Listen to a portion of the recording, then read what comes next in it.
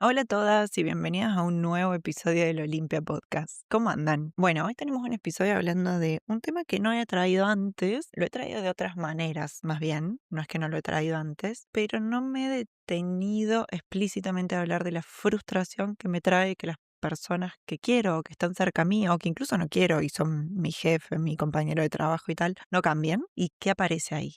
Puede ser resentimiento incluso, frustración, malestar, desgano, etcétera. Estos días estuve dando varias capacitaciones a equipos de psicólogas y psicólogos y aparece mucho algunas frases que aparecen en consulta, que se las voy a decir a ver si les suenan, como por ejemplo, es que siempre termino haciendo todo yo, si yo no lo hago no lo hace nadie. La gente, siento que los demás se aprovechan de que soy responsable o que soy buena o que me cuesta poner límites o no entiendo cómo no ven todo lo que hago. Y entonces ahí de nuevo contacto con la frustración. Lo que hay atrás de todas esas frases, aunque no siempre la nombremos así, es frustración y a veces incluso puede ser resentimiento.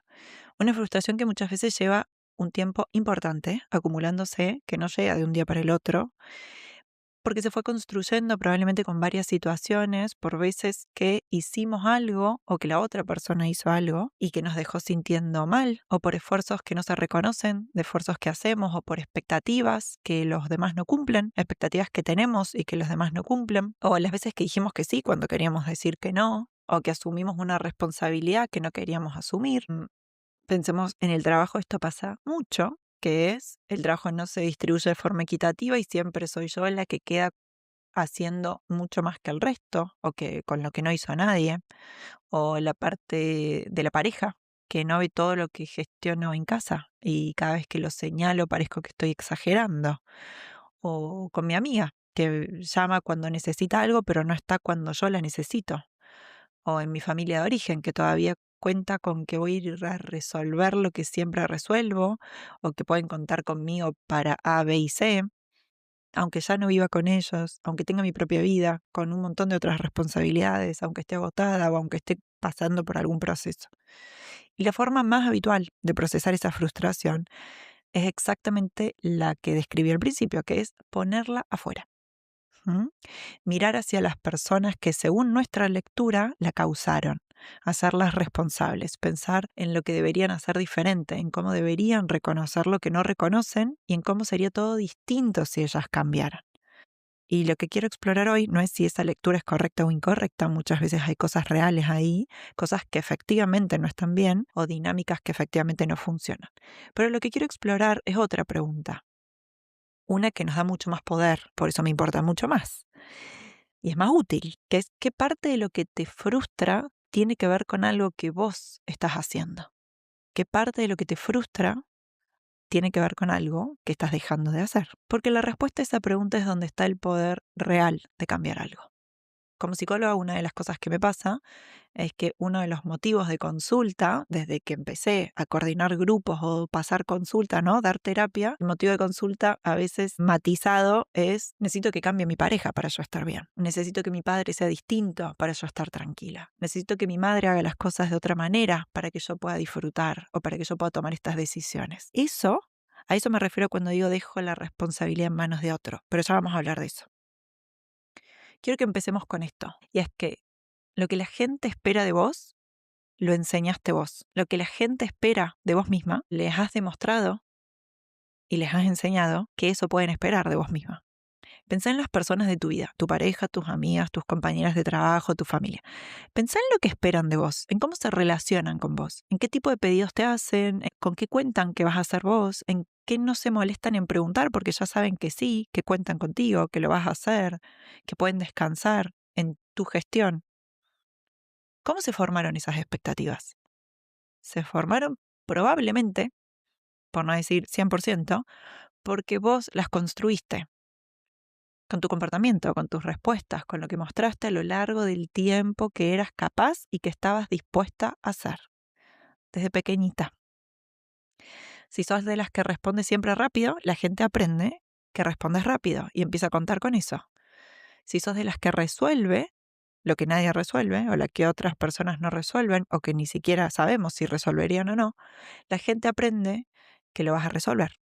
Si en el trabajo sos la que absorbe la carga que sobra cuando un proyecto se desordena, tu jefa o tu jefe aprende que podés con eso y la próxima vez que algo se desordene, esa carga va a caer en el mismo lugar. Si en casa te ocupás de recordar los turnos médicos, las fechas del colegio, los cumpleaños de la familia política, lo que falta en la heladera, la ropa que hay que llevar a la tintorería, tu pareja aprende, sin que nadie lo haya dicho en voz alta, que eso es tuyo o que él puede contar con eso. Y no porque nadie a tu alrededor necesariamente sea mala persona, porque somos mucho más complejos que malos y buenos, sino porque vos lo estás haciendo y los demás están aprendiendo a esperar eso de vos.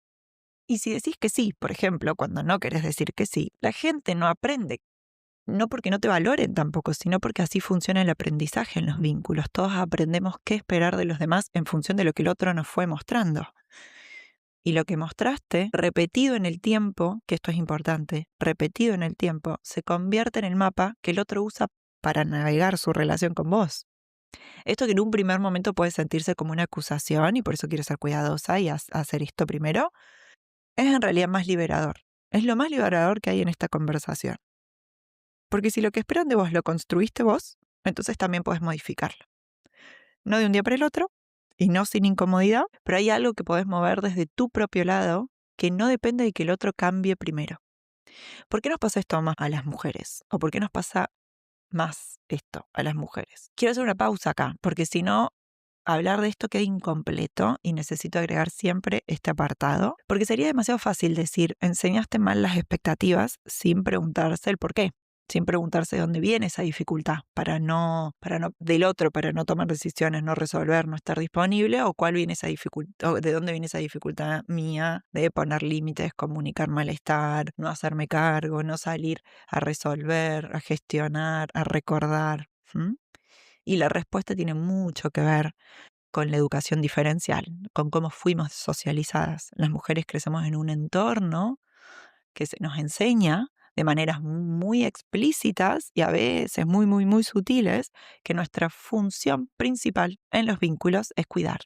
Que ser buena compañera, buena hija, buena amiga, buena colega se mide en gran parte por cuánto damos, cuánto sostenemos, cuánto estamos disponibles. Que una mujer que se ocupa, que resuelve, que no necesita que le pidan las cosas porque ya las hizo, es una mujer valiosa. Que una mujer que dice que no, que pone límites, que no toma lo que nadie le asignó, es una mujer difícil. Y esto no es algo que decimos individualmente, es algo que aprendimos desde muy pequeñas, mirando, absorbiendo y recibiendo mensajes en la familia, en la escuela, en los medios, en las relaciones.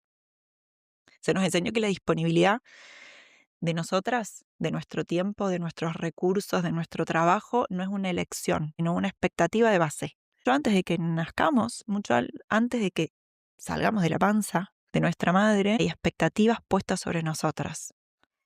En el momento que se dice que somos una nena o un nene, aparece un universo de mensajes y expectativas que van a estar sobre nuestros hombros.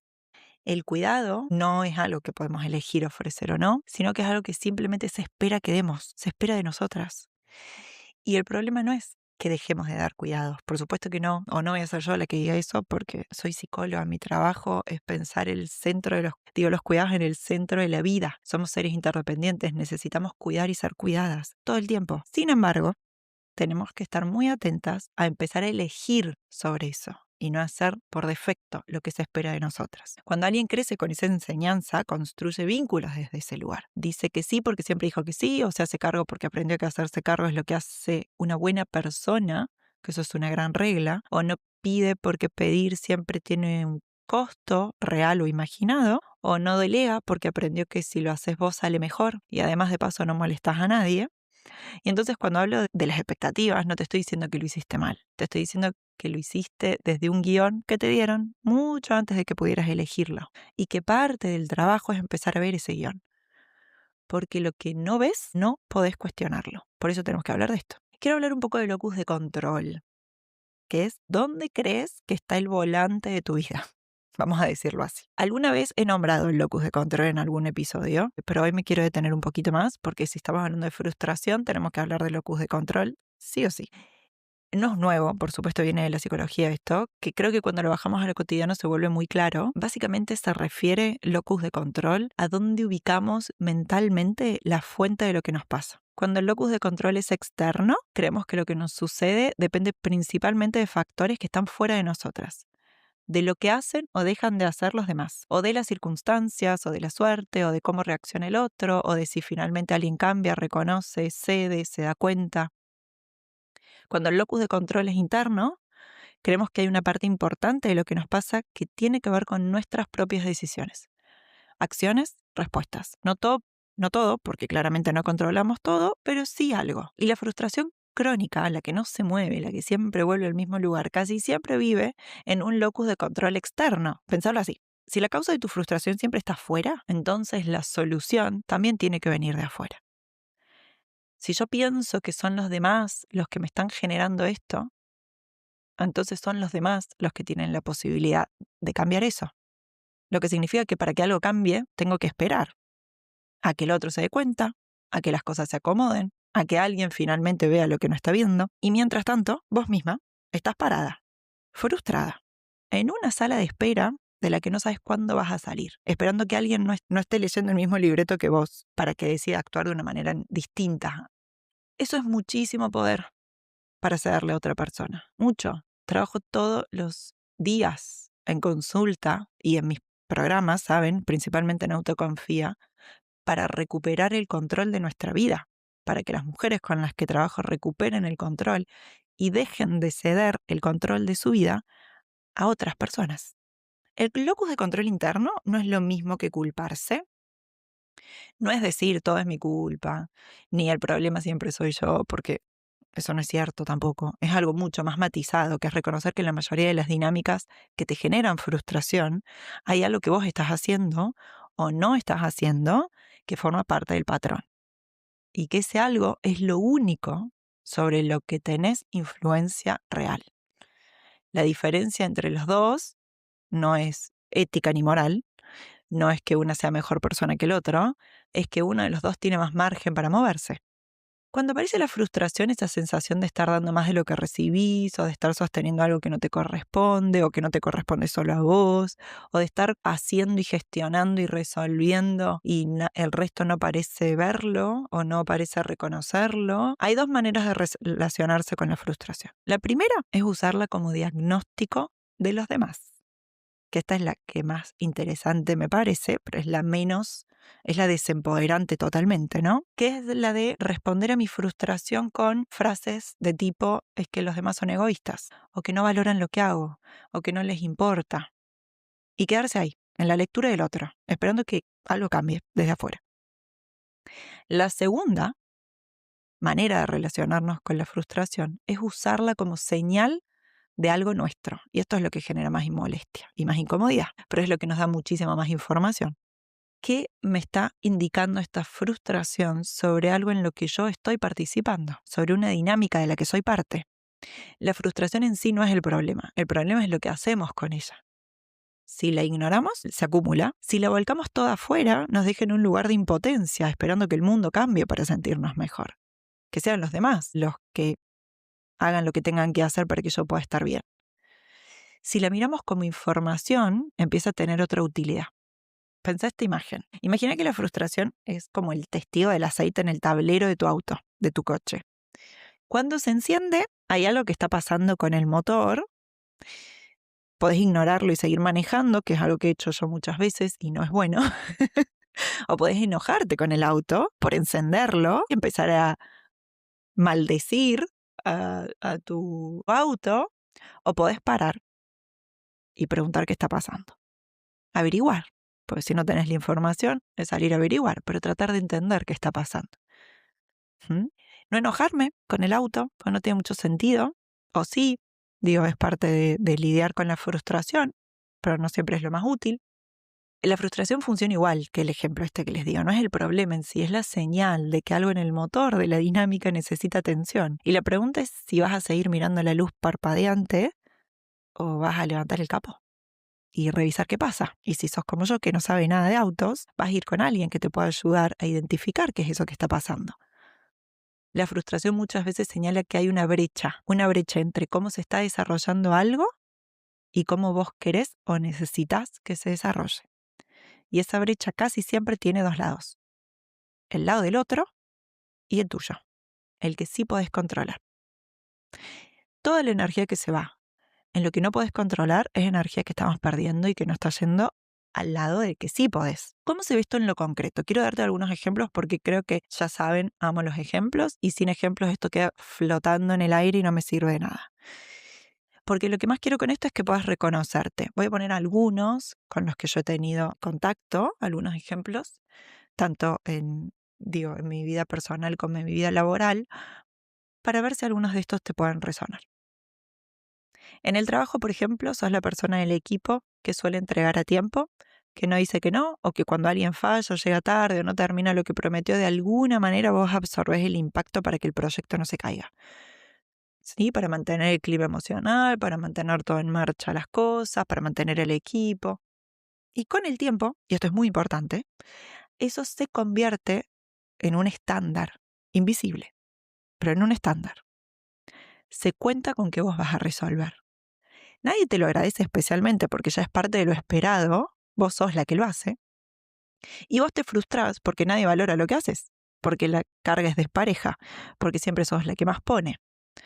Todo eso puede ser verdad. Y la pregunta que también convive con esa verdad es, ¿alguna vez dijiste que no podías tomar algo más? ¿Alguna vez dejaste que un proyecto se cayera sin saltar a atraparlo? ¿Alguna vez hiciste visible el costo de lo que absorbes en vez de absorberlo en silencio? ¿De frustrarte, de renegar, pero de no comunicar malestar? Si la respuesta es no, entonces de parte de lo que está pasando es que el sistema aprendió que puede contar con vos sin que eso tenga consecuencias. Porque nunca mostraste que las hubiera, o al menos no explícitas. En la pareja, por ejemplo, la gestión mental del hogar, lo que llamamos carga mental, ese término que se empezó a nombrar, no sé si sabían esto, pero el término carga mental empezó a usarse para referirse a las tareas invisibles en el ámbito laboral, en las empresas. Después lo trajimos, el feminismo lo trajo para hacer visibles todas las tareas de cuidado y las tareas reproductivas de la vida. Pero nació en el ámbito de las empresas. Así que cuando haya gente de las empresas que le digan que no saben qué es carga mental, o sí lo saben y prefieren no tener esa conversación, o no lo saben y es un gran momento para explicarle porque va a ayudar a darse cuenta rápidamente, porque su trabajo puede que puedan notar algunas cargas invisibles que, de nuevo, en la pareja están muy desbalanceadas generalmente. Pero volviendo a esto, vos sabés, por ejemplo, esto voy a traer el de la pareja o el de la convivencia, el de la familia, si tenemos hijos, porque es uno de los terrenos donde la frustración se acumula de una manera más silenciosa y más sostenida, más cronificada y con más malestar, y donde aparece mucho, mucho, mucho es que si yo no lo hago, no lo hace nadie. Es que si él no cambia, entonces yo no puedo, ¿sí? Yo no puedo tomar estas decisiones porque la otra persona X, ¿no? Donde solemos sacar fuera el locus de control. Es que si las circunstancias nos cambian, entonces esto es lo que yo puedo hacer. ¿Sí? Vos sabés cuándo vence el seguro, cuándo hay que renovar el pasaporte, qué días tienen actividades los chicos, qué hace falta comprar, quién cumple años el mes que viene de la familia, qué comida no le gusta a cada uno, que la lámpara del baño se está por fundir. Él no sabe nada de eso, o sabe poco, o espera que vos lo recuerdes para él. Esto es un claro ejemplo. Yo le pido yo le digo que, lo que sea, que falta hacer algo en la casa y él me va a decir, haceme acordar mañana, porfa. Y es como, no, porque por eso lo hago yo. Cuando algo falla, cuando algo se olvida o no se hace, de alguna manera sos vos la que termina siendo responsable, aunque sea en tu propia cabeza. Y la frustración que viene de ahí es real, el peso de sostener toda esa información y toda esa anticipación es real. El agotamiento de estar siempre un paso adelante es real. Y también es real esta pregunta, que es cómo se instaló esa distribución. ¿Se habló alguna vez? ¿Se propuso una alternativa? ¿O simplemente lo fuiste tomando porque sos la que lo ve? Porque sos la mujer, porque sos la que se preocupa, porque si no lo haces vos no se hace y las consecuencias te pesan más a vos que a él. No te estoy preguntando para que culpes ni a vos misma ni a nadie. Te estoy preguntando para que veas esa distribución y para que veas que esa distribución no cayó del cielo. Tiene una historia y en esa historia hay algo tuyo. Hay una parte que es tuya, que es donde podemos trabajar. En la familia de origen, por ejemplo. Esto es quizás el terreno más delicado porque viene con mucha más historia, muchos más eventos sutiles, más capas. Sos la hija, ¿sí? Sí, que resuelve o la que contiene o la que no genera problemas para no sumar al resto, o la que no traía malas noticias a la casa, porque de eso estaban mis hermanos, o la que hace de intermediaria cuando hay tensión entre otros miembros de la familia, o llevas años en ese rol, probablemente desde muy chica y con el tiempo se volvió tan parte de lo que se espera de vos que ya nadie lo nombra. Simplemente está. Sos la que sostiene, o sos la que resuelve, o sos la que hace A, B, C y D. Y la frustración aparece en las reuniones familiares donde terminás, por ejemplo, en la cocina mientras otros disfrutan, o en las llamadas que siempre iniciás vos, o en llamadas que no querés tener, pero ¿qué van a pensar si no lo haces? O en los momentos en que necesitas apoyo y no sabes bien a quién pedírselo porque en tu familia el apoyo fluye en una sola dirección. O en la sensación de que si dejaras de hacer lo que haces, algo se rompería y esa responsabilidad pesa de una manera que no podés explicarle bien a nadie, que no lo haya vivido y que no estás dispuesta a correr ese riesgo. Y la pregunta acá no es si deberías dejar de cuidar a tu familia, es si el modo en que lo estás haciendo te deja algo, si es recíproco, si lo estás haciendo desde un lugar que elegiste o que lo elegiste hace un tiempo y ya no, y necesitamos revisar eso y actualizarlo.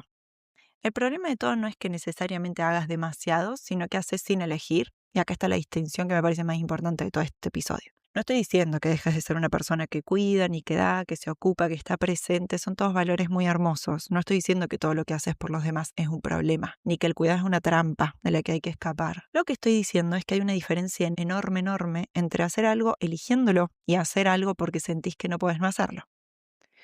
Hacer algo desde lo que yo quiero y hacer algo desde una regla, desde un guión que alguien impuso. Cuando elegís hay algo tuyo en ese acto. Hay intención, hay acuerdo con vos misma, hay algo que se alinea con lo que querés y con lo que podés. Y eso, aunque a veces cueste, no genera la misma textura que lo otro. Cuando haces sin elegir, cuando decís que sí desde la obligación, desde el miedo a cómo va a quedar si no lo haces, o desde la sensación de que si no lo haces vos no lo hace nadie y eso tiene consecuencias que no podés tolerar, algo se tuerce. El acto es el mismo desde afuera, pero desde adentro es distinto. Pensarlo de otra manera. Hay una diferencia entre regalar algo porque querés darlo y regalarlo porque sentís culpa si no lo haces. El regalo puede ser idéntico. La experiencia interna de quien lo da es completamente diferente. Y esa diferencia sostenida en el tiempo, acumulada en decenas de situaciones a lo largo de semanas y meses y años, es lo que produce la frustración. No el acto en sí, sino la ausencia de elección detrás del acto. Y la frustración que aparece después casi siempre viene de ahí, no de que hiciste demasiado, sino de que hiciste sin elegir. Hay algo más que quiero agregar acá y que creo que es importante para no simplificar demasiado. A veces hacemos sin elegir porque genuinamente no vemos otra opción, porque las consecuencias de no hacer nos parecen peores que el costo de hacerlo, porque aprendimos tan temprano que nuestra disponibilidad era la moneda de cambio en los vínculos, que la idea de retirarla se siente como un riesgo demasiado alto. Y está bueno notarlo, eso de nuevo no es una debilidad, es una historia, es lo que se instaló antes de que pudieras cuestionarlo, pero reconocerlo como una historia y no como la realidad es lo primero. Porque mientras creas que no tenés otra opción, no vas a buscar otra opción. Y mientras no lo busques, el patrón se va a sostener. Lo que tiene de especial la frustración, que no se nombra. Hay una forma particular de frustración que me interesa señalar porque es la que más se naturaliza y por eso la que más cuesta ver, que es la frustración que viene de expectativas que no se dicen, que yo tengo pero que no las explicito. Hiciste algo por alguien esperando algo a cambio, aunque no lo hayas expresado, o no necesariamente algo concreto, material, tal vez un reconocimiento, tal vez reciprocidad, tal vez simplemente que el otro vea el esfuerzo, y el otro no lo vio, o no lo expresó, o no respondió de la manera que esperabas, y la frustración que llegó se siente completamente justificada porque claramente debería haber visto, claramente debería haber reconocido. Pero si la expectativa nunca se puso en palabras, si el otro nunca supo que había algo que vos estabas esperando, entonces lo que tenés no es una deuda del otro. Tenés una expectativa implícita que se incumplió. Y las expectativas implícitas son una de las fuentes más prolíficas de frustración en los vínculos, porque operan en silencio, generan deudas que el otro no sabe que tiene y producen decepciones que el otro no entiende y que vos no podés explicar del todo sin sentirte rara o exigente o demasiado o intensa. Esto tampoco es un defecto de carácter, es en parte consecuencia de lo mismo de lo que hablamos antes. Si aprendiste que pedir es arriesgado, que expresar lo que necesitas te expone, que una buena persona no pide sino que da, entonces tus expectativas van a circular de forma implícita. porque explicitarlas se siente peligroso, vulnerable, se siente demasiado. Y el problema es que una expectativa que no se dice no puede cumplirse, es imposible, o por lo menos no conscientemente. Y una expectativa que no se cumple genera exactamente lo que venimos hablando. La frustración dice algo real, así que hay que escucharla bien. Quiero cerrar con esto porque me parece lo más importante. La frustración no es algo a evitar, ni un enemigo, por supuesto. Es información, es una señal de que algo no está alineado entre cómo estás viviendo algo y cómo querés o necesitas vivirlo. El problema no es sentirla, el problema es ponerla entera afuera, en los demás, y esperar desde ese lugar. Una cosa es quejarse del clima, que no lo puedo cambiar. Hay gente, ¿no? Hay modelos, incluso familiares, pero modelos de relaciones que se sostienen en función de algunas dinámicas como la queja, como los mandos indirectos. Sí, estoy pidiendo algo, pero lo estoy haciendo de una manera tan tramposa que tampoco estoy pidiendo algo. O vivo mirando dónde falla el resto, o qué le falta al resto, o qué sale mal. Y esto también de nuevo es un problema, porque imagínense en dónde está el locus de control ahí.